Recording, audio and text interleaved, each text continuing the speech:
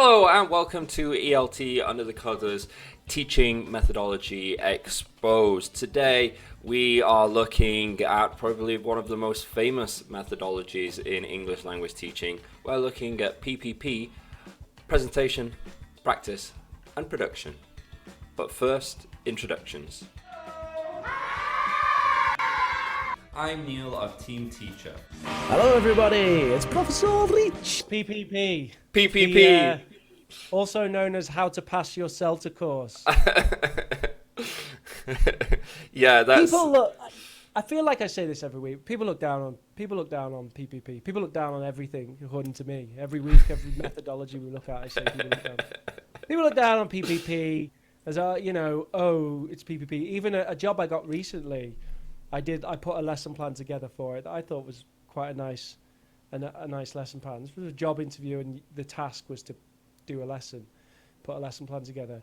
And the guy said, "Oh yeah, do you want to sort of talk me through it?" And I was like, "Yeah, sure." And then he just threw in this comment.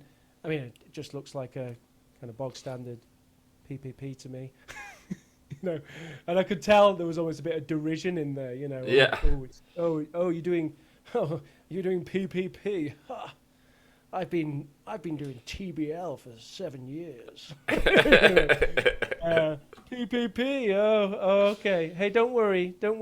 You'll get there. Yeah, PPP. Hey. So PPP stands for, well, I guess we're probably going to see this anyway, but it's presentation, practice, production. The idea being that you present the language in context, you do some sort of language practice based on whatever particular language point you're studying. That's a controlled practice activity, some sort of like grammar activity or something that's relatively controlled. It's not just speaking. There's some sort of feedback with correction, instant feedback with correction. And then you move on to production, which is supposed to be completely uncontrolled and completely free of practice. And, to be honest, I've got tons to say about this. So I feel like maybe we should just do the kind of definition of the video and then start going on about it. Yeah, let's jump in. There are many ways to plan and structure a lesson, but the one that I follow is probably the most popular and extensively used in English language teaching. It's called PPP, which is an acronym for presentation, practice, and production.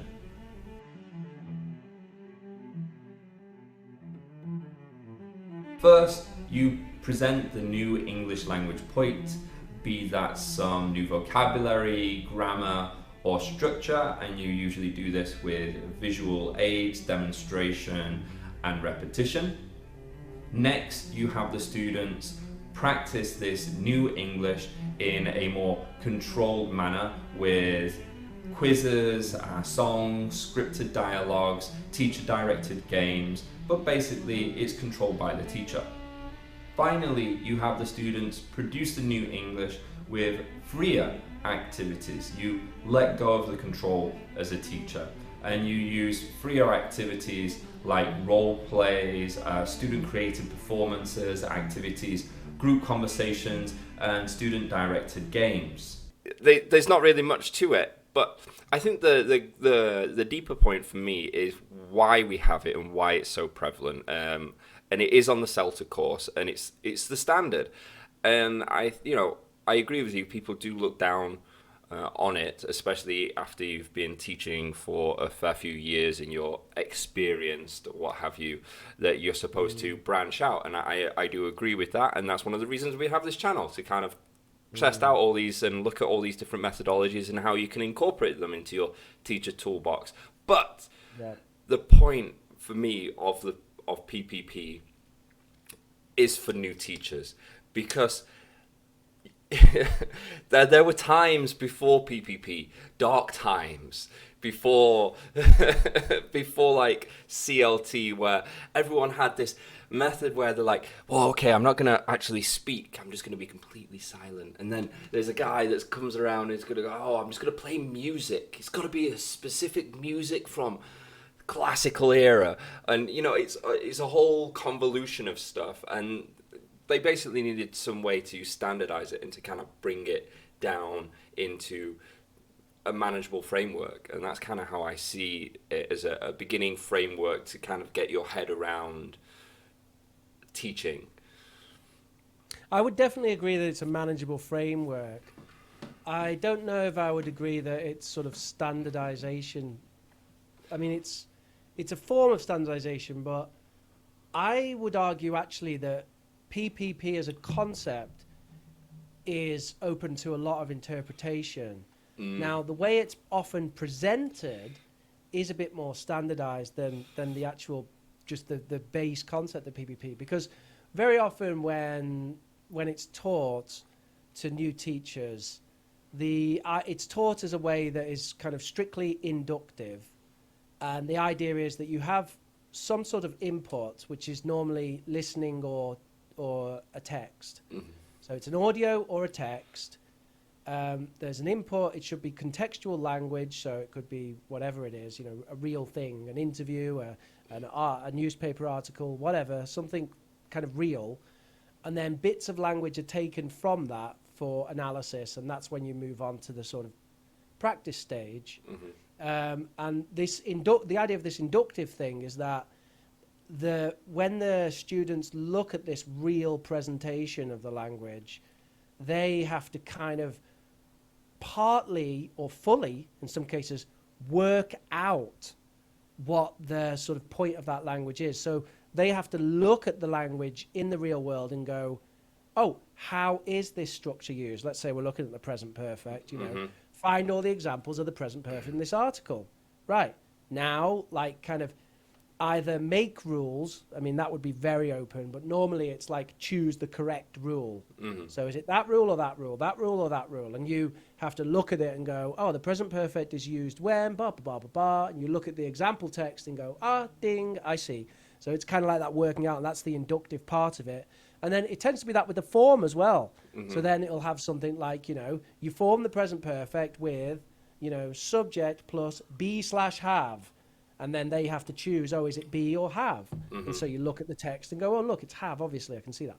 So they have this whole thing, and there's your practice. And then you'll do a bit of what they call a kind of freer practice normally. So it's actually, it actually should be PPPP, because then you really do practice twice normally in PPP. You go on to this kind of freer practice, which will be something like, write 4 present perfect sentences which are true for you, or that would be a very free one, or a less free one would be, correct the errors in these present perfect sentences. There'll be one that says like, I have living in France for 7 years, or whatever, he had whatever, you get the idea. Just correct the errors. So that kind of control practice. And then with the production stage, then that's the kind of, okay, everyone, now go around the class and... We're going to spin the bottle, say, never out, have I ever. Find out who in the class has, eaten a paella, been to France, blah, blah, blah, whatever. Yeah. And that's supposed to be the freer bit, which, in my opinion, is not totally free, is it? I mean, there's a bit of prescriptiveness there. So, again, it's kind of a freer practice... open to interpretation, because an ultimately free practice would be like, right, everyone stand up and talk to each other. Yeah. That's really what it is, right? So all of these things are not zeros and ones. They're not binaries, although CELTA tutors often present them as if they are binaries. They're definitely not binaries. So I think there's a lot of room for interpretation, and I think that using that the scaffolding you mentioned, you said, why do we have it? Why do we have it? And I actually think one of the reasons why we have it is to get teachers kind of going the inductive way. Because I feel like when people innately teach, you want to teach deductively. Like you want to go into the class and go, all right, guys, present perfect. Let me tell you about the present perfect. Yeah. Subject plus have plus participle, and we use it for this, this, and this, right? And then you want to go on to your practice. Now, technically, that could actually be said to be PPP, but it's not the PPP It's not what CELTA courses mean by PPP. No. When they say PPP, they're talking about inductive PPP. Mm-hmm. So I feel like a lot of the framework is actually just primarily intended on getting teachers to do that in a way that new teachers can kind of understand. Because if you just start banging on to new teachers about, no, you want the students to sort of guess the rules, you don't want to tell them the rules, like, that's a difficult concept for someone who's not a teacher to get. Yeah. Because you'd be like, what? I have to like make the students do this detective work? I thought I was a teacher, not a whatever the hell, not someone running an escape room. So yeah, I think it's kind of almost a handy way of kind of fitting teachers into that. But I do think that it allows for so much to potentially be done that there is a lot of value to it. I mean, realistically, there's a lot to be said for like presenting the language in context. There's tons to be said for that. I think practice is the part that everyone kind of understands. Like, before you even do a CELTA, everyone knows what the practice bit is. Everyone knows that there's grammar exercises. Everyone knows that you need to kind of think about rules or think about new vocabulary actively and use them in order for things to happen. So that's the bit people understand. But I think the presentation and the production, I think there's a lot to be kind of learned and contemplated there. And I think having these stages provides a useful way of talking about those things as well. To say like, like I know that there was someone, this is not going to sound very good because I'm going to say, there was someone who sometime said this thing. But anyway, there was someone who was some big bod in ELT, I can't remember who it was. And they kind of come along with this thing and said, it should be like, the lesson should be like 80% production. Yeah. So basically, your presentation and practice should be like 20% of the class, and then the rest of the class should be production. And the thing is, you can only talk about that when you understand presentation, practice, and production. Because otherwise, what you'd say is 80% of the class should be talking, and it's like, okay, well, yeah, it is. That's all we do in class. We talk, but when you actually say, 80% of the class should be production, then you start to understand, freer talking, conversation. It should be people having authentic, fluency-based interactions with each other, right? Yeah. So that sort of, that being able to talk about those things, I think is incredibly useful. And I would argue probably that I think it's actually very difficult it depends how loosely you define the term, but I think it's very difficult to plan a lesson and to not have it in some way fit a PPP framework. Yeah. TBL fits it as well. It's just one of the stages is flipped a little bit, but yeah, I think what it really is, and I'm gonna go back to it. A standardization, maybe not so much in how classes should look, but like in as you kind of talk about in like a teacher lexi, like a way that we can all talk about how a class is going and different stages within the class. And there are other ways of looking at this.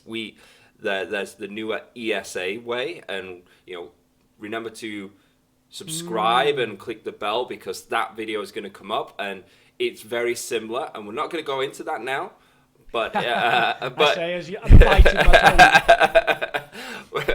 But PPP is the base from which we do that. And like if we go really far back and we've looked at grammar translation, you could look at a grammar translation class back in the day and go, yeah, it's PPP. There's probably a whole part where the teacher talks about this kind of grammar, and this grammar means this when we translate it, and now you're going to have some activities where you do those translations. And then do you have any do you want to try doing some translations yourself? And that would be like the production part or something.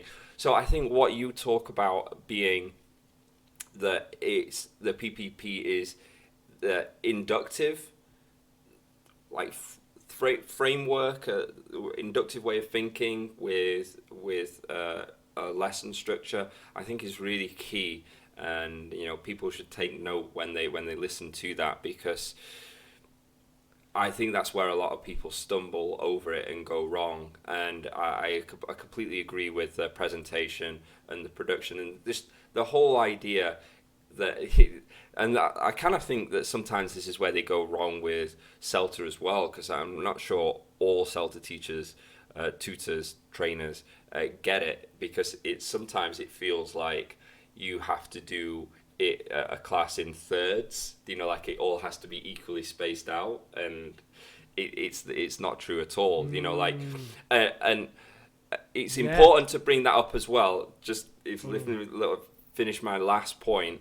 It's important to bring that up as well, because it also comes into how you think about what you're going to teach within that class. So, for example, if you're going to do a grammar point, present perfect, or whatever, and you find yourself thinking, or you do a class and you're like, damn, that presentation took about a third of the class, if not more, then that's a prompt for you to go, actually, maybe I need to chop down and chunk that grammar explanation more and put it over 2 classes, so they've got more time to practice and then more time to do the production.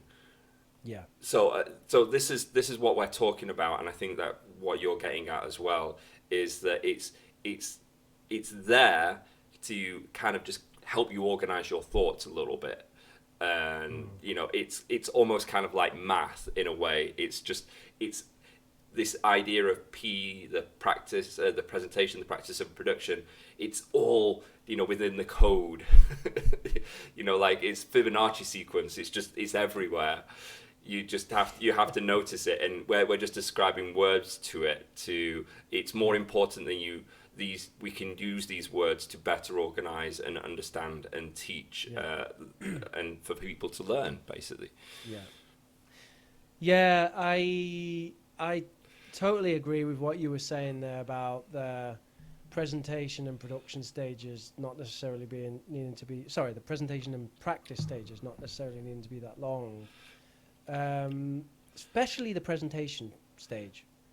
And I remember that when I was still a bit of a renegade, hadn't quite finished my Delta. I was actually studying my Delta at the time, and I was working at a terrible academy, International House. Boom. Address. International House Cordova, also known as Academia Britannica, that was under really horrendous management at the time. And I was giving a little talk there because I'd been to a conference and I'd seen a talk by Paul Seligson. You can forgive me for not remembering his name. He was wonderful.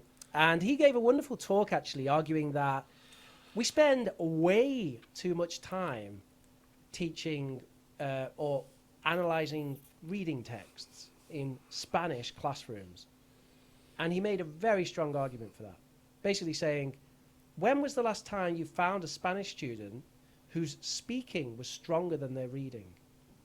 That basically doesn't happen. Mm-hmm. They're always better at reading. Why? Because English is super similar to Spanish. Loads of the words look the same. Mm-hmm. So it's not a massive challenge for them. Mm-hmm. And his argument was, he was basically saying we spend massively too much time on reading.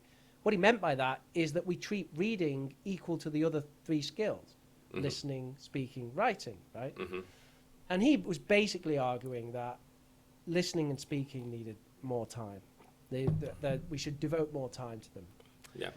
And one of the things that he talked about, was kind of cutting down on the reading texts, right? And I took hold of that idea, and I kind of went, yeah, that's true. We spend a lot of time, messing around with these massive texts, like 600, 800 word texts in a class, and spend like an hour and a half on the damn thing, Mm-hmm.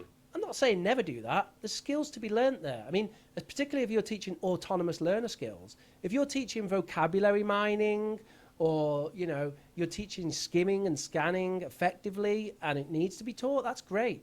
But just working with the text for the point of working with the text, it doesn't seem to make a lot of sense, right? We don't need just for learn reading skills? No. Mm-hmm. Like, it needs to be more specific than that, and you need to know that you're actually teaching them a useful sub-skill. And if you're just doing it for the sake of reading, then maybe you should rethink it. And I actually gave a workshop on this, and I said this to a room full of teachers. It was the first workshop I'd ever given. And it got an extremely negative reaction among all the experienced teachers. The new teachers loved it. They were like, "Oh yeah." In fact, one of them actually, Irish girl I work with, she come up to me afterwards and she was like, "I agree with you, Rich. Fuck all that reading shite." But anyway, maybe she had different motivations for that, saying that. But anyway, I was giving that, and I got a lot of pushback. And basically, what they said, one of them said, well, we need the reading to be able to present the language in context. We need the reading to be able to present the language in context. And I said, no, you don't. You don't need 600 words to present language in context. Mm-hmm. You just need a sentence or two, right? Yeah. And luckily, I hadn't actually realized it because Mr. Seligson, he didn't point this directly out. But one of the other things that he spoke about in that little talk was he spoke about using just the stanza, one stanza of a song. Mm-hmm. So not the whole song lyrics, but just one stanza of just lightning strikes every time you move, or whatever, Yeah. Rihanna, just the four sentences. Mm-hmm. And I said, for example, the stanza in a song. I can present one stanza in a song, and you know what the context is. Lightning strikes every time she moves, and look at the rest of the words in these sentences. Mm-hmm. I think it's pretty clear what we're talking about here. Yeah. Right? You don't need 600 words. You don't need to spend an hour and a half on it. Mm-hmm. What they came back to me with then was, oh, well, most of our students here are trying to pass Cambridge English. You win, don't you, I suppose? I can't argue with that. Yeah. If that's the case, they're trying to pass the exam, you teach them to the exam, hands up. And that's the issue, but right? But at least I win the teaching argument. At least you've backed down and accepted that actually it would be better teaching to do it this way. Yeah. Fair enough. I rest my case. But that's the whole separate debate, isn't it? Of the teaching, and then having to teach and deal with the exams, the Cambridge, the IELTS, and that sort of stuff. But yeah, so I agree with you that we don't need to focus so much on the presentation, and the more that you think about it inductively, the more you can just kind of go in there and, maybe you have a reading text, but maybe you just have a stanza, and you kind of have to gorge with eliciting and, maybe doing stuff like test, teach, test or something like that to see what the students know already, and then adapt dynamically how much you need to teach with or focus on the presentation. That's generally a way that I kind of approach it and think about it is, well, find out what they know about this already. And even before then, I wouldn't really recommend doing that so much in a class anyway, because you're having to think on your feet, especially if you're a new teacher. You might not have that experience and that toolkit to do that. So over time, when you get to know your class and you kind of know their pitfalls, you'll know how much you'll need to focus on a specific language point, and then you should be able to pragmatically chunk that down to, well, I need this many classes to cover this. Or they know about, I don't really need to focus on reading. They're all English and Spanish is really the same, so I'm just gonna do this quickly. And for me, it always just comes back to one of the things that I really took away from the CELTA was that it was just a way for me to think about it. I'm reiterating the same point again, that it's a framework, and it's just a way for me to kind of organize, how I think about what I'm going to be doing in the classroom. And yeah, I think it's one of those things that kind of gets overtaught, and overthought about, and it's really just a vessel for you to just kind of go, yeah, maybe like almost diagnose your class and lesson and the structure of it, so you can better teach. I actually think this would be a good point to look at an example. I've not looked at this example, but I think from what I've looked at it, it's fairly standard. This could be a can of worms. It could be a can of worms. We don't know. Grammar lesson, PPP. Let's start. You have a dream workout. Something you really like. Okay. Presentation. You have a dream. I'm loving his gestures. I think your dream is to play a food, isn't it? Okay, play a food. It's conditionals.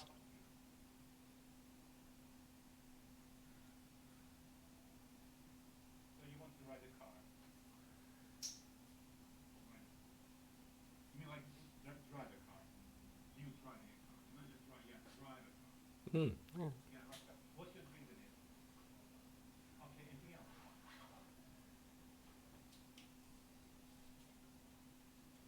Yeah, give me another option. Maybe not today, maybe as a present, future present. Okay. Yeah, how about you? Surf where? Go surfing. Go surfing in the ocean and the sea, where? Oh, in the sea. Go surfing.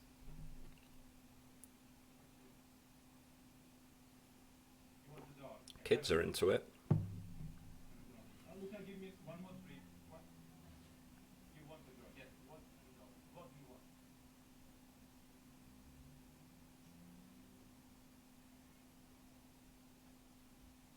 To eat doshirag? Are you that hungry for doshirag? Okay. Don't we all? Love my Doshi rat. I can't get through the day without it. Yeah.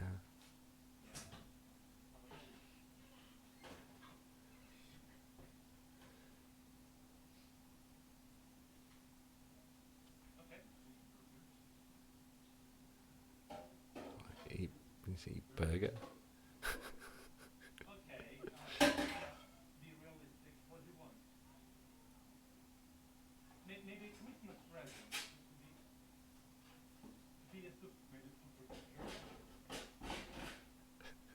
That's my dream. Eat a burger.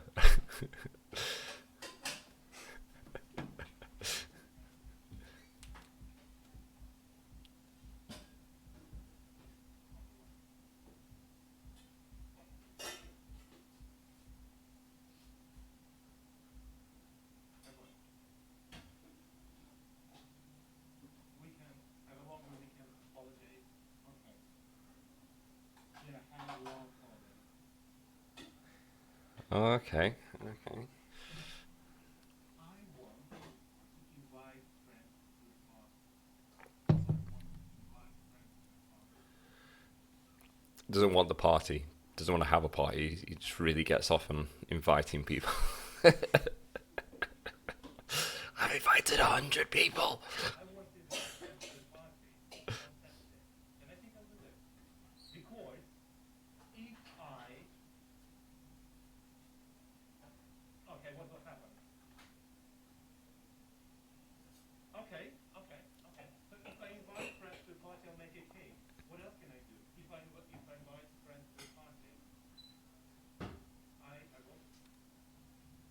I will buy balloons. Okay, what else can I do if I invite friends to the party?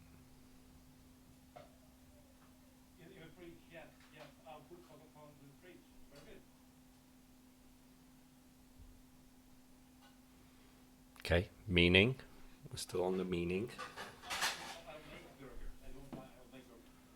No. I won't make burger. Okay. Now, what was my first sentence? Can you remember? What did I say first? Eliciting. No. You. Okay. Go on. Is that a different colour? No, I'll.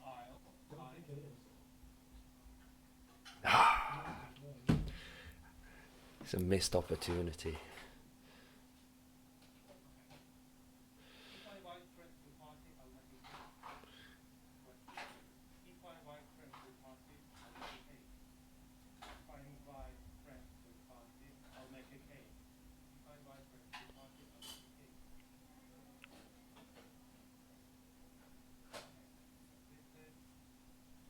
Yeah, I'll make. So they're identifying it, looking at the form.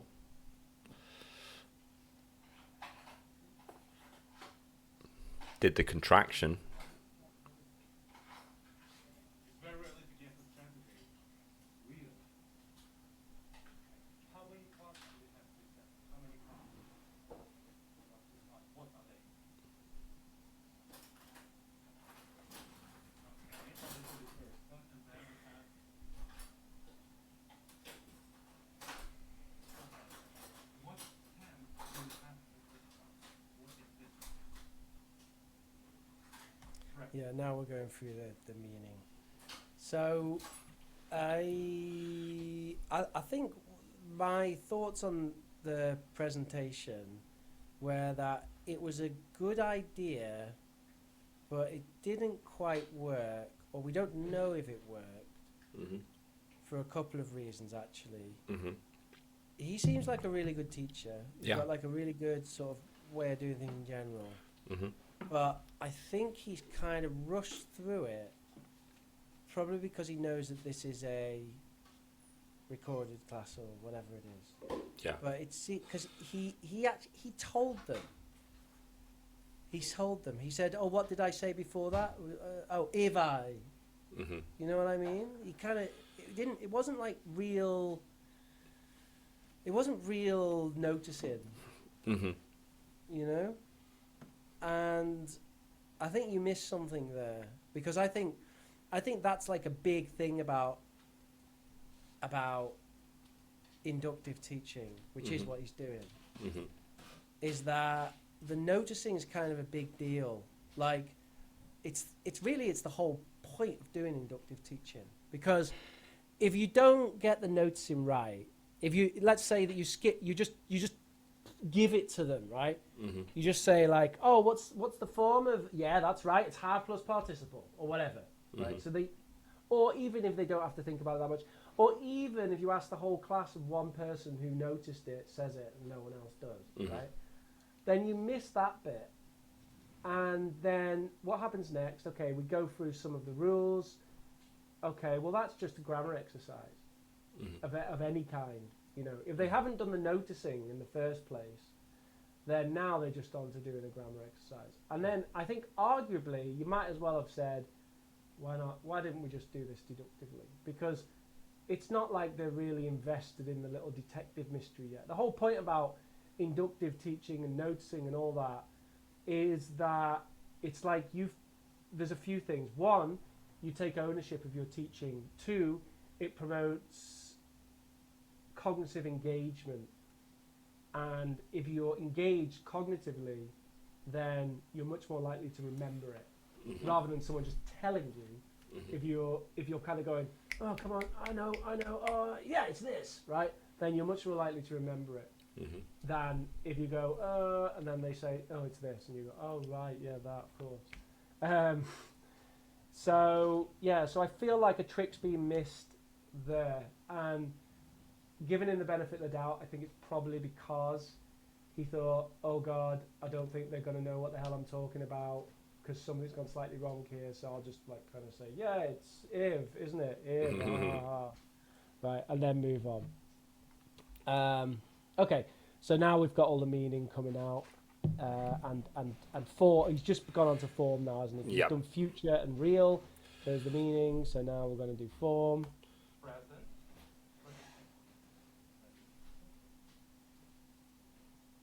Which again, I think, I don't know. Do you agree with me? I think doing this, you kind of have to do it more student on their own than this, because what's happening now is you're doing the inductive bit as a class. I mean, this now it is inductive because he's getting it out of them. What's this? It's present simple, right? Fine. But I think after this, he's going to give them a little task to do as individual students where they have to practice that. But that's no longer inductive. They're not doing the inductive work anymore because now they've got their rules on the board. So now they're working deductively. Now they're like, oh, there's my rule. I'm going to apply it. Which means they never actually did that. Like, only the person who shouted out is the one who did the detective work. So I feel like it needs to be a, talk with a partner and write down the answer. What form is this? Right, you've got 1 minute. Go. Everyone write it down. Mini whiteboards, that's the way to go. Every pair has a mini whiteboard. Write it down, 1 minute. Okay, board's up. Everyone's up with the board. Okay, yes, present simple, present simple, present simple. Past simple, are you sure? Whatever. Then everyone has to engage and do their little detective work. Yeah. That'd be my argument there about I would agree with that. It's fairly simple and not time consuming to just throw that out there. Even just not having little mini whiteboards. Just talk to your partner. What are the rules? What are the rules? And then, then we can share with the class. And I think that's generally a good rule anyway. Is if you're going to ask to do something like that, do it in pairs, do it in groups. So they can all, especially, like when you're in Asian countries, they feel like they can, they've got some sort of peer acknowledgement that, it's right. And, it actually might promote more engagement with you because they feel more comfortable and confident because they've talked about it with their peer. So it works that way. But I agree with you with him. I feel like this class was a longer class and it's kind of shortened down or something, because he kind of feels like he's moving through it quite fast. But yeah, maybe. Yeah. Maybe that might be why. Okay. And what is this? Future what? Future? Yeah.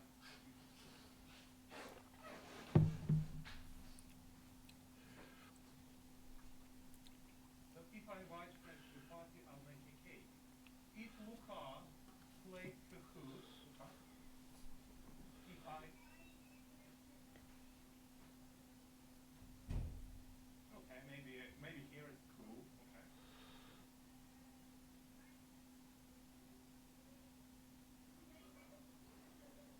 I will be happy. Okay, you will use telephone. Yes, sir. How about you, Paolo? Kahoot.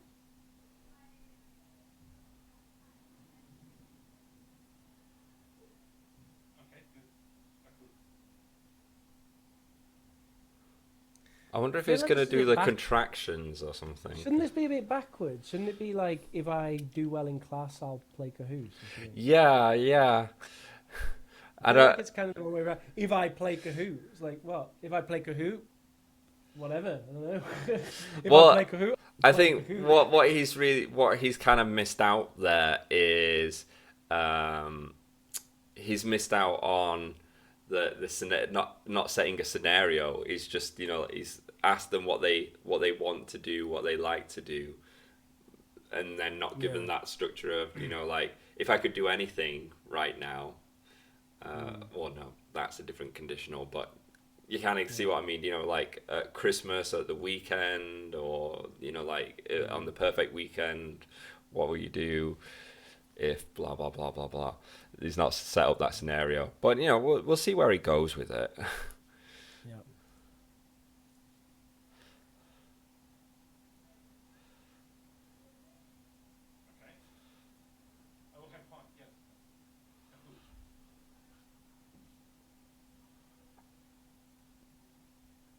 They're always using I will, and which is fine. But I'd like to see them start to use contractions, especially when that's what he's got boarded. Yeah, I mean, it'd be that quick sort of finger thing as well, wouldn't it? Yeah. I will eat burger. I will. I will. I will. Okay. This is about present or future. This is about past, present or future. Past, present or future. This sentence. Present. It really feels like he's like rushing, doesn't it? Yeah. It's like, to go back to what you said there, it really feels like he's rushing. It's kind of like, oh, I've got this really good activity. I want to get onto that. Well, hopefully he has. Future. But look, in English, we use present future. In Russian, what do we say in Russian? Future or present? But in English we say present. Strange, isn't it? Okay. English is a strange language. I agree.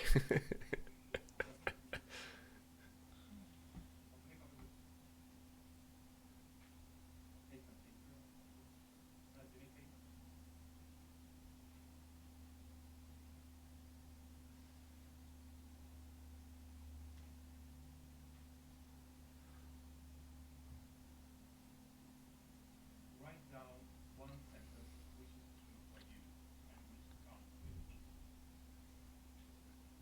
If I.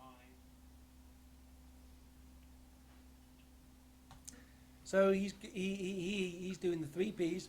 He's gone straight to what I would call a freer practice. Yeah. Where it is a practice. He's going to go around. He's going to check that they're writing the right thing. He's going to give them some nudges if they're doing it wrong. But he hasn't done the kind of more controlled practice, which I think is probably fair enough, because it seems to me like they already pretty much knew what he was teaching them. Yeah, and he had them going around orally, doing the kind of more prescriptive You're right, actually, sentences. Yeah. So I mean, this would be a good example of just kind of, if you feel like you don't need to have them practice so much, then you don't need to get them to produce and personalize it more. Yeah, it doesn't have to be that way. In my head, that sort of round robin thing you just did was that was actually part of the checking the pronunciation of the sentence, which is why I was kind of clicking in my head with you as well about like, oh, why is he not doing the contraction? Mm-hmm. But actually, you're right. That was a control practice as well. So yeah. Okay, fair enough.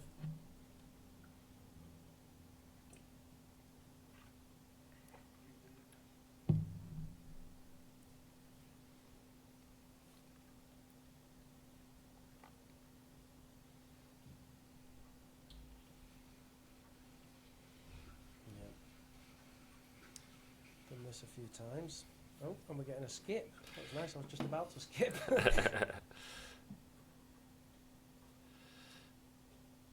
Why do I feel like we're going to go back to practice? Maybe he's going to go around checking with them, see their sentences, correct them. I don't know. You're right. I don't look back.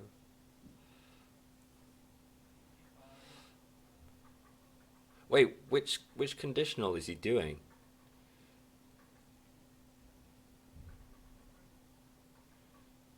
Like, this might actually be... So I didn't look at the actual title or description. This might actually be him reviewing a conditional, then to go on to teach another one. I'm not sure if you want to be teaching two conditionals in the same class. I wouldn't do that. No, it's first condition. It is just first, okay. Yeah, I think is he just asked them to write down the negative version of their own sentence? It looks... Spin on a little bit. Okay, now he's eliciting the form of the negative. Yeah, is that an okay way of doing it? Yeah, I guess that's kind of an okay way of doing it. Sure. Maybe not though. Maybe it would be better just to do all the all the rules in one go. Okay, let's think about persona. If persona.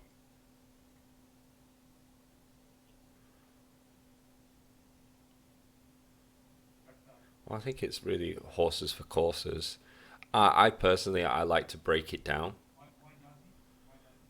Why doesn't? but this for me would start to veer towards ESA rather than PPP. And what happens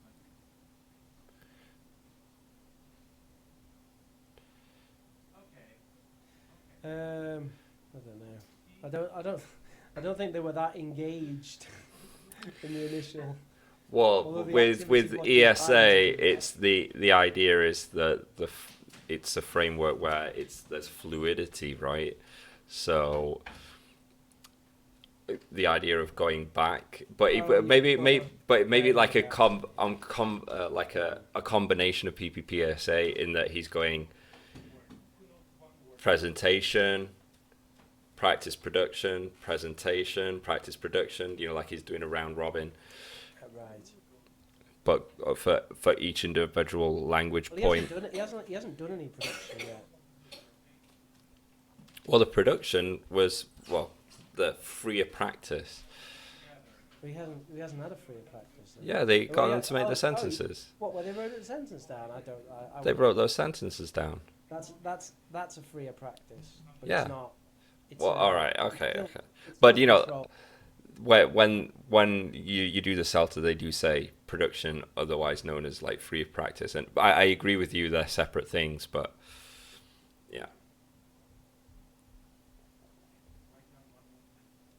Well, what I learned about the production stage is that it should have no constraints. So it should be a conversational situation Hmm. where the students have the opportunity to use the target language, but you don't tell them to use it. So he actually said, write this sentence in the first conditional. So that to me is not production, because they're not getting an opportunity to use it. You're telling them to write it, to use it. Yeah, yeah. Whereas really it should be like, I don't know, talk to the person next to you about, things you would like to do but can't. Yeah. You have to guide them. What the hell are they doing now? They're getting the books out.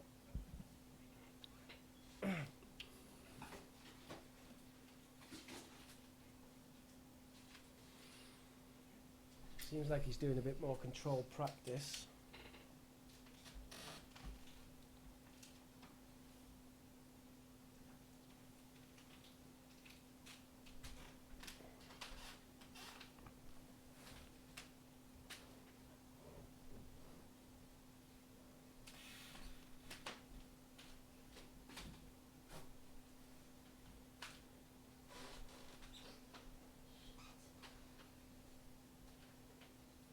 Yeah. I feel like this is where it stumbles, and it's not anything to do with him and his teaching. It's that he's got a book, he's got a curriculum that he feels, or maybe it's prescribed to him, or he feels that he needs to just put it all in the book. It has to use the book, and it leads to a class where it kind of feels there's the start, middle, and end, the presentation, practice, production, all is kind of like stop, start, stop, start, stop, start, where it all should be leading to the point where you, like you say, you have that freer conversational activity that they can use the language point that was gone over in the presentation at the beginning. But here he's either force constrained or self constrained with the book, in that he's like, okay, now we need to cover this part and this part and this part, and like maybe in the book it's controlled practice, and maybe then there's like, you know, like a freer activity where you've got to go around and, you know, do a survey or something like that, and then it goes back to a controlled practice, and, you know, it ruins that flow where you're supposed to be building to the point of you introduce the language point, you practice the language point, and then you have at it. And it just kind of feels like that he's kind of going, here's the reins, have the reins, and then, okay, well, now we're going to learn something else. I'm going to take the reins back from you, and now here I have the reins again, and then I'm going to take the reins back from you, and then here I have the reins. It very much feels a bit like that to me, yeah. Like, he's giving them a chance to spontaneously speak and produce a sentence, then write one down freely, very free practice, a freer controlled practice, that's what I would call it. And then he's gone back to like a full controlled practice, which is doing exercises in the book and choosing the correct answer. So this is a real controlled practice. So we've definitely gone to more controlled now. Mm-hmm. And he's now doing feedback. Let's move on a little bit. I want to get away from the book. Is it about past, present, or future? So everybody will be doing it.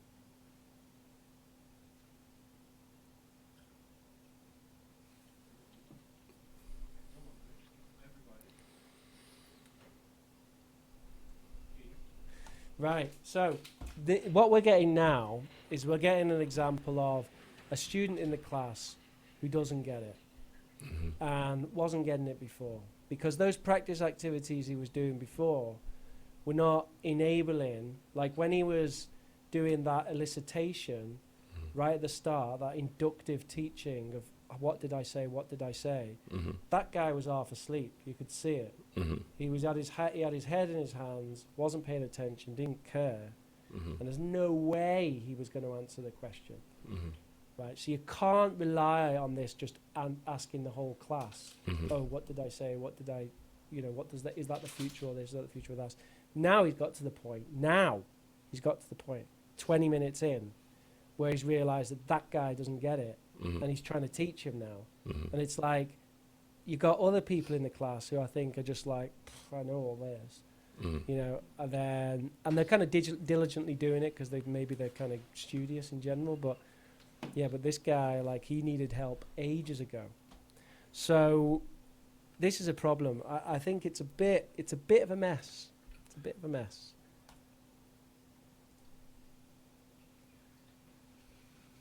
Could we try and spin on a little bit and see if they have some sort of production at the end, or at least some sort of freer practice, like towards the end of the class?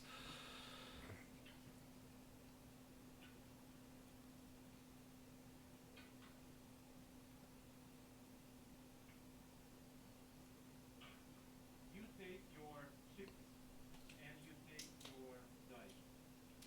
You roll dice, you put chips on the start, you roll dice, and then you answer the question. Oh, okay. I see what they're doing there.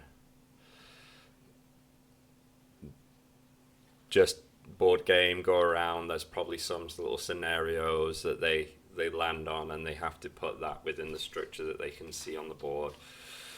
Yeah, I think I've seen that exact thing for conditionals. Yeah.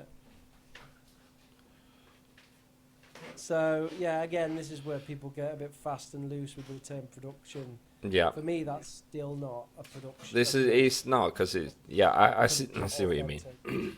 But at least the argument for it is at least they actually are using the forms, like, because the questions will say stuff like, what will you do when the class ends, or if the class, I don't know, if you're ill tomorrow, what will you do? Things like that, right? And the only way of answering that, or the way that they will naturally answer that is because they've been studying this all classes.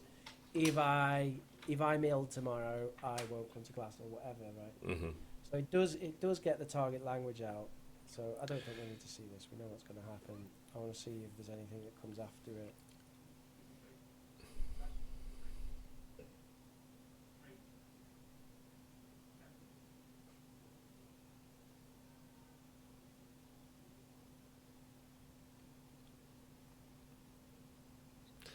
I think what we're seeing here, you can keep it playing. It's fine. Just have it on in the background. What I think we're seeing here is a teacher that knows what he's doing. We can look from the presentation at the beginning.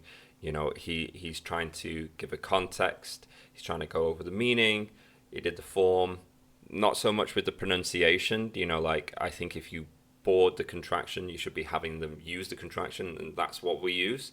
So I would like to have seen more focus on that. And, you know, if he went from doing that little bit of practice, probably needed a little bit more practice, and then kind of gone into more free practice in production and built towards that, it would have been a fine lesson, you know, possibly even an excellent lesson. But the issue that came with it is, I don't think that he's understood with the, as you've talked about before we looked at this clip, is that the point of this of PPP is to learn inductively and to promote that. And I'm not sure if that's the responsibility you can lay at his feet, or that he's been prescribed this book. But what happens is that he's trying to cover pages in the book, and by doing that and not covering the pages in the book in a way that fits to PPP, fits to the structure that builds from the presentation through to a more open production, then you just have this mashup, and it doesn't flow.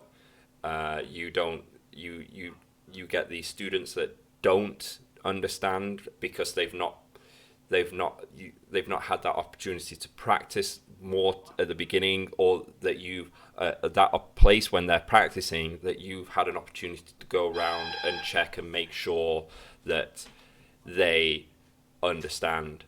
So I think that's what happened. He's focused too much on the book, and really he should be focusing more on actually teaching the language point, not trying to force it within try and combine the two.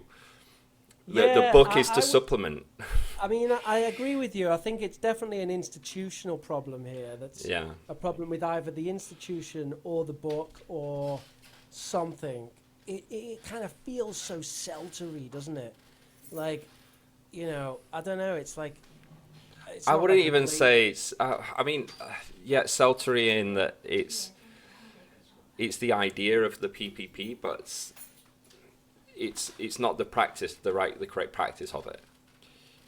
But I think at a CELTA, I think this would get a passing grade with you should have had like some more freer production in there. So the right idea, but not kind of enough of it. Because I would say, like, you need to like dump, or you need to. There's a lot that needs to be changed with this. I think it was definitely a mess. There was lots of good techniques and stuff in there, but it was all put together in a weird way that didn't work.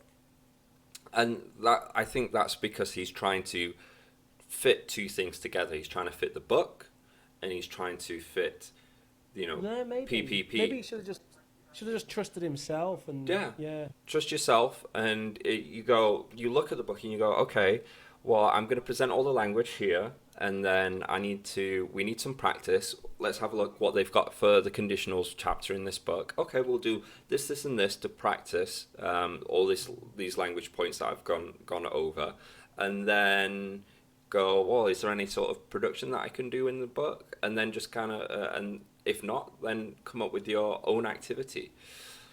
But it seems like what we're getting now is he's just kind of reflecting with them. And it's not actually so bad if a book follows that path of going through the sequence, but if it doesn't, and not all books do, then you end up with something like this. Yeah, it's ended up being very teacher centric, actually, apart from the board game. Yeah. because he's still sort of dancing around in front of the class. You could say, well, this is the reflection stage now, but I mean that goes on for 10 minutes in a 35 minute, okay, not 10 minutes, 5 minutes in a 35-minute lesson. Maybe no longer. Yeah, maybe it does go on for 10 minutes, more or less. So yeah, I think we can come out of it. I don't think there's anything else to say. Yeah, so I think a lot of things needed to be moved around. I think that he's doing lots of good things, but not necessarily in the right order. I think that we definitely didn't have enough student production, and it's like he's got in his head. And I remember going through this as well as a teacher, like, oh, that'll be a good activity, we should do that, right? So it's almost like the basic structure of his lesson is, like, I need to present this language, then they're going to do that thing in the book, then they're going to play that board game. Like, that's the basic structure. And then what he's done is, oh, I've got this great idea, though. Like, I could get ideas of things they want to do, and then I could say, if I invite friends to a party and give them all this context, be like, I'm going to have a party, and then we could do that, and that's how I'll present it. And then, like, I'll get them to talk about, give some examples of it. To be honest, I think the best follow-up to that would have been, okay, think about if you have a party, what would you do? Yeah. Now, I want you to write a sentence starting with if. Yeah. Right? That would have been a better control practice, in my opinion.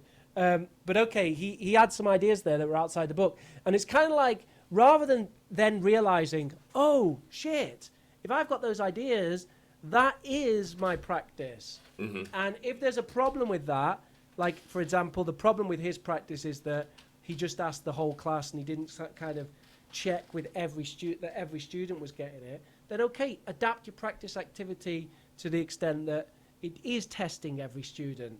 And you can then concept check and know that every student has it, right? Mm-hmm. And then you just throw away the practice from the book because you don't need it. The idea then that you're gonna, we're gonna now practice more in the book, and now I'm gonna add the negative in there. I still don't like that. I think his really cool thing that he did at the start, like his kind of slick way of introducing it and then practicing it kind of on the fly with the students without messing around with the book, I think he could have easily just introduced the negative there as well. Mm-hmm. No problem. I think, honestly, if I was going to criticize that bit at the start on its own, I'd probably say the thing that I'd criticize about it is that he didn't make enough of a big deal out of the context. Mm-hmm. Like, the idea of having a party, that's a big context. And I think he just said, like, if I invite friends to a party, you know, it's like, whoa.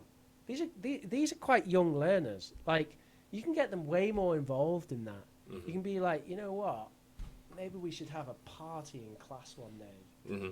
If we have a party in class, there's all kinds of fun things that we could do, isn't there? Look, there's some ideas.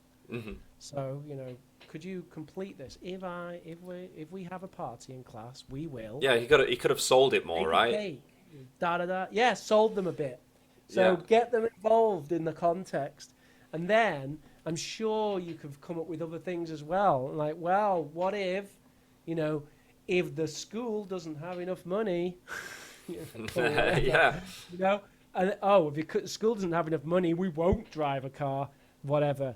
And I think could have done loads with it, and it was a good idea. And then the fact that he got kind of reeled back into the book, and then that bloody board game. I mean, I don't want to slag off those board games too much because we all use them. They are something that keep the kids. For some reason, kids just love rolling a dice and going around. Even adults, you give it to the adults, they roll the dice and it lands the thing. That element of randomness, it is kind of engaging, and people will practice it. But I don't know. I would have tried to keep the party thing going. I would have tried to think of something related to parties that allowed them to talk about conditionals. Like, I'm sure you could. I Think mean, of something. no, I mean, you start to think you start to think like, well, you start to think about your learners and what would interest them. So, for example, you start as you say, by talking about, oh, we're going to have a class party, and class parties are great. They're fun. I've had them before. Can you think about some past class parties that you had? What did you do? What was fun? And just talk about that. You don't even need to have like the structure there. Just kind of get them sold on the idea and really excited for doing something like that, and then be like, well, and then start to introduce that second part of like, well, what will you do? What will you bring to the party? What will we see in the party? There's that way. And then you think about, okay, so then we can get a little bit more outlandish and put it onto them about really engaging their imagination, because that's what you want to do with with kids. You really want it. So you want to be like, okay, so if you invite people to the party, if you invite blah blah blah celebrity, if you invite LeBron James to the party, what will he do? And do stuff like this where they can start inserting their interests in.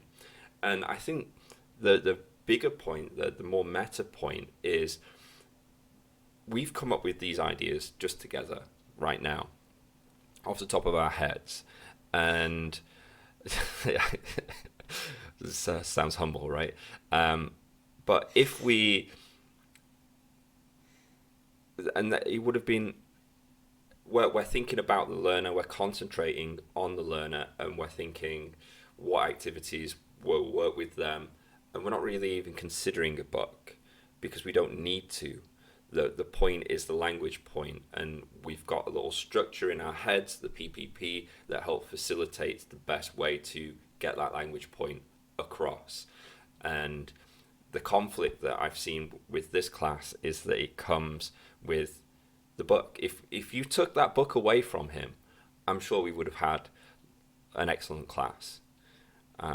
He's obviously an experienced teacher, and he had some funky ideas, and I would love to see where that would have come from, but I don't see that.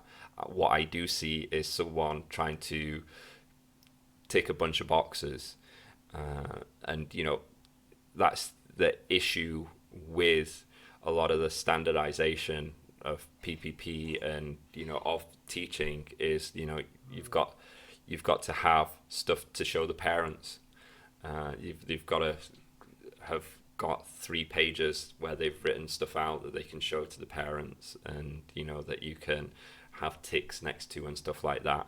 And I think that shackled him very much, and unfortunately that's leads to learner confusion, which is what we saw with that boy and all the other mistakes that could have been better stamped out at the beginning if they would have had practice, or at least CCQs, or just like maybe some sort of teach test or something, just to make sure and go over and do a couple of rounds of practice just to get the point, make sure that they're understanding the point before you can just let them go free. But that didn't happen. Yeah, I think there was a bit of learner confusion, definitely. I mean, I think we didn't really know to what extent there was learner confusion. There was definitely disengagement, and I think more than anything, my criticism wouldn't even be that necessarily. It would be that the class sort of became just like any other class. It became like maths class. Yeah. The students sitting at their tables doing the work. Mm-hmm. And it's like, that's not my idea of communicative language teaching. Mm-hmm. Like, it shouldn't be maths class. It should be more fun than that. And I don't mean playing games and getting out the board game, but there should be something about it that's kind of engaging and interesting, and I don't know. Maybe I'm being a bit harsh. It's been a long time since I've been physically in a room with, a class of whatever these people are, like 13, 14-year-olds, you know? Mm-hmm. So, you know, and I remember motivation could be tricky at times. So maybe I'm being a bit harsh there, you know, but I looked at them and they had heads down, they were scribbling away and stuff, and I was just like, I don't know. I just don't know, you know? I feel like there needed to be a bit more spice in there, you know? A bit of role play, a bit of, I don't know, back to back describing a picture or something, some stuff. Not heads down doing exercise in the book and now here's my crappy print off board game, you know. Yeah, I think this was actually a good example, but it was a good example of why people look down on PPP, and it's because of that feeling that it generates and that you've just described. It just feels like another class, which is good in a way, because at least we know they're learning. It's not just they're being talked to, that you would get in maybe some older grammar translation class or something like that, just lectured. But what we've seen with other methodologies we've looked at, and what we know with CLT, is it can be so much more. So I think one of the things that we do with this channel,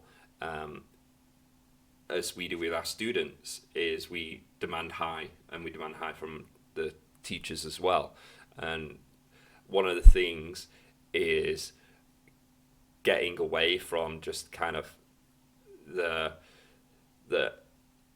safety almost of PPP as well, to kind of rest on laurels of what that, you know, that was a serviceable class, as you would have, you know, you've had a CELTA teacher in there that would be like, yeah, okay, but you know, we can do more, and if that's possible within the constraints of a business or even a public school where there's lots of testing involved, I don't know, but I think you can give it a go, especially if you're a self-employed teacher, and that might be an actual hole for you to fill, because you're not having to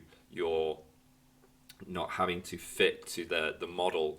So, you know, there's demand for it. You know, you want people want a fun and engaging class. Learning is fantastic. It's a great experience when it's done, when you feel like you're doing it well and you have the control, you get the inductive part of it. I can see why institutions can't always necessarily do that, though. Yeah. Like, it is a hard sell, and you get student resistance as well, you know? I mean, it's kind of a tangential issue, but you know, I mentioned to you that I've started to get a bit of trolling on my YouTube channel, because I'm actually making videos and it's getting out there again. So I'm getting some people getting on there and what's that channel again? Not trolling. It's youtube.com/ProfessorRich. So we're growing again. We're growing by 115 subscribers a month at the moment. Nice. I'm not sure if that's going to keep up, but if it does, that'll be very nice. Yeah. So you know, there's comments and stuff, and you know, I've had a couple of I don't even know if trolling's the right word, but let's say criticism, and literally people would come on and they said to me, you know, oh, you know, why do you speak so fast? Like, why don't you speak slow like the other English teachers, you know, on YouTube? You know, no one can understand you. Well, what's the point? You know. And I made a video explaining the point, and then I got someone else saying on that, saying, "Oh, who are you to criticize other teachers? You don't even have 10,000 subscribers." Touche. So it was, you know. So it's funny, you know. You get students out there now. My approach to that as a one-to-one, you know, bespoke language teacher is I'll do a trial class with someone, and if they say, "Oh no, but you know, I don't want that. I want you to teach me like that," okay, find another teacher. It's that simple, you know. And you can kind of do that there. But then when I'm out in the mass market there with my YouTube channel, you know, the pushback is noticeable.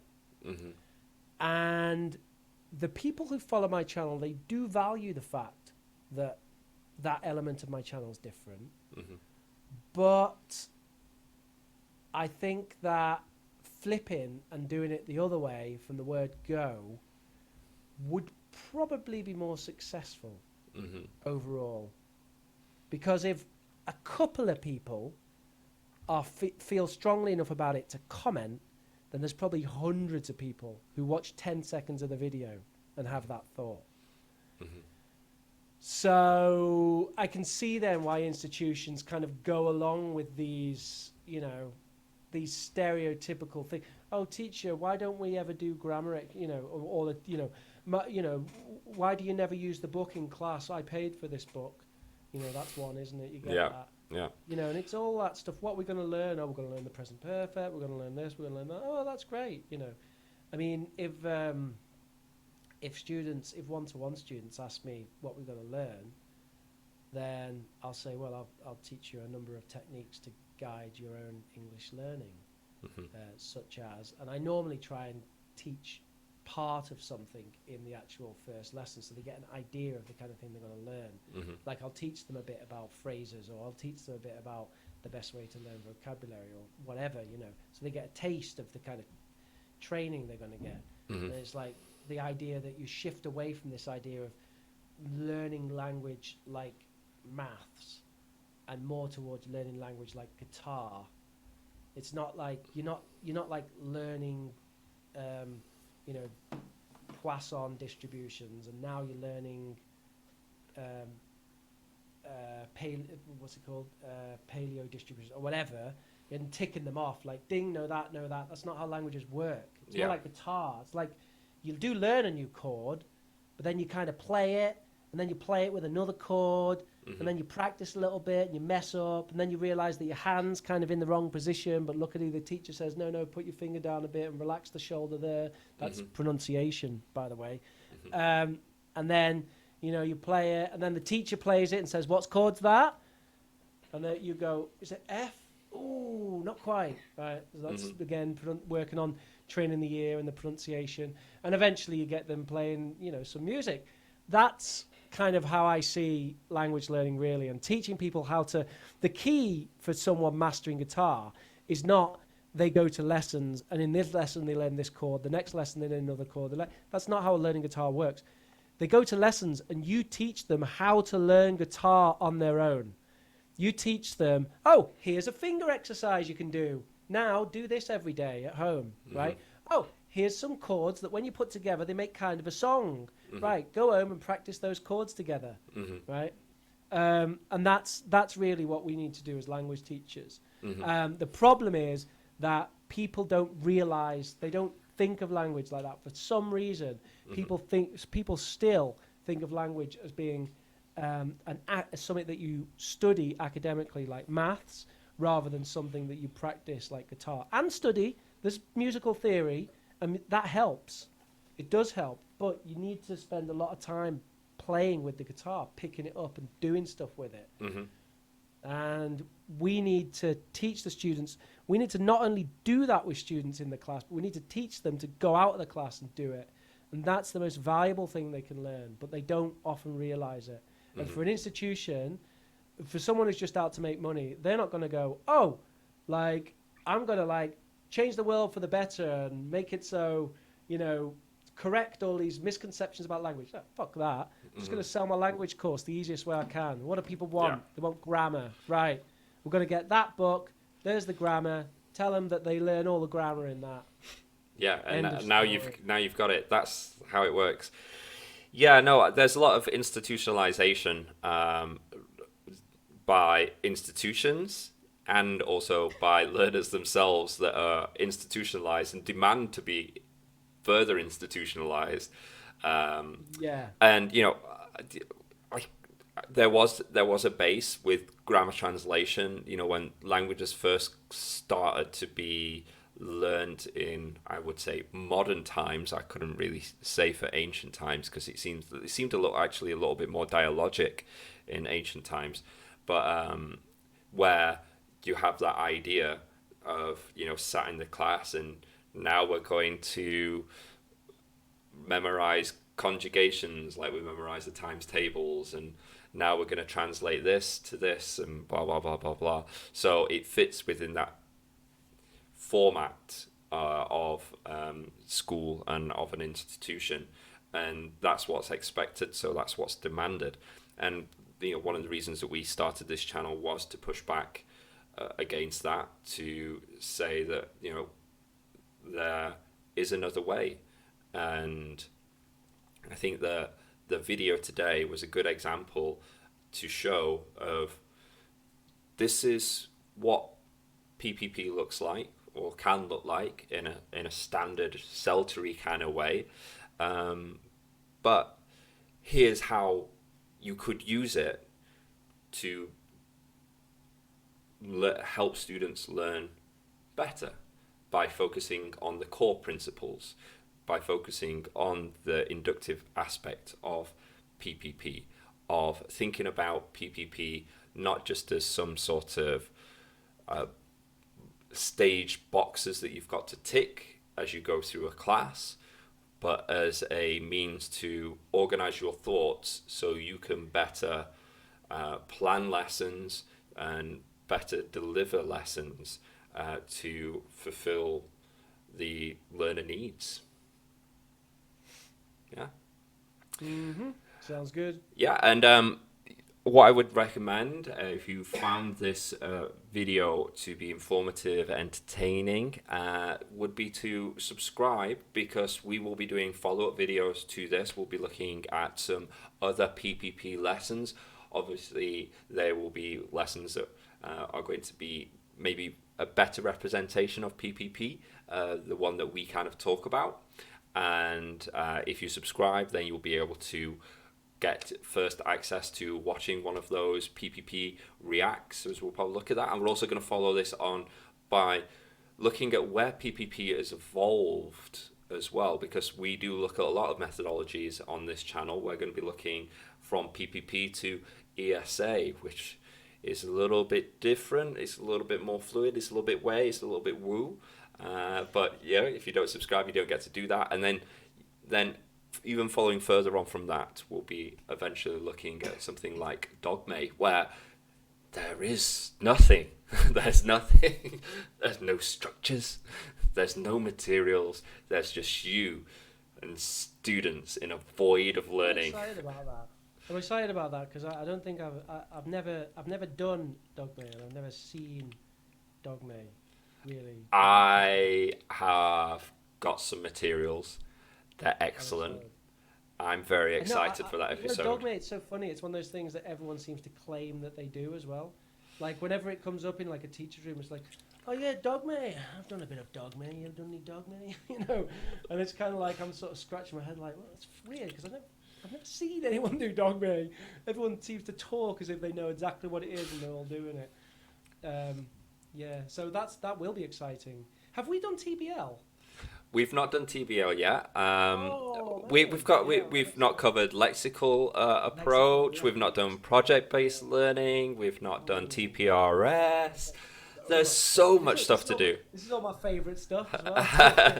It's all tasty stuff down the pipeline. And if you're excited as about watching this stuff as we are as producing content for it, then you really need to subscribe. Do you have any final thoughts that you would like to give about PPP? I think that just continuing on from your... See, I'm prepared. Oh. Just continuing on from your comments there about how, we're here to sort of push back or whatever. I think actually almost that's almost a kind of motto of the channel.